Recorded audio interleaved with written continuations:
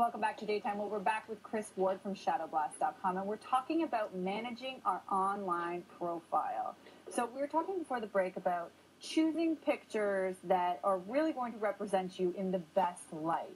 But with these pictures, how often should we be updating? Because as time goes on, your personality, your goals, your career objectives may change. Well, I would suggest if the world's a perfect place that you would do it once a year, and if it's, maybe once every 2 years, but you don't want to leave it longer than that. And also, if there's a shift in the direction in which you're going in your career or your company, then you do need to update them.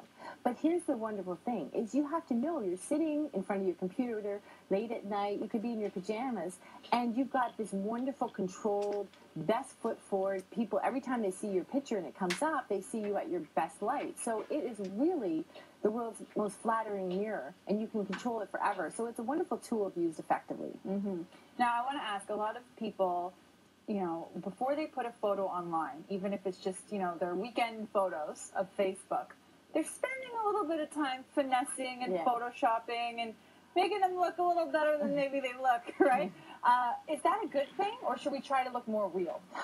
I want people to look like who they are with the best features showing off. But I am mindful that sometimes when I'm doing high-end clients that I have literally driven down the street and turned to my right and there was their face splattered all the side of the bus, right? So you have to, for me, I have to understand where the image is going so that, if it's a 15 by 20 sign on the side of the road, we need to make sure that that little blemish isn't now the size of a car. So you have to be a little bit mindful of that.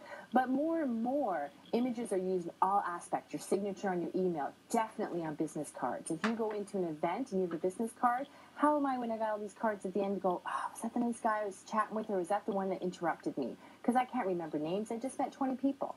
So it really is much more than what it was 5 years ago, and people sort of need to climatize to that because it really is getting your face and your name out there.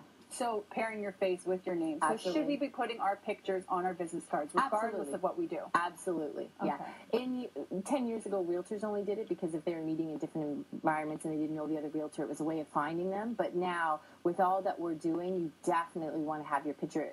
I go to a networking event, I might meet 4 insurance people. I want to know which one I connected with because I'm not going to remember names. You remember 1,000 faces and 200 names.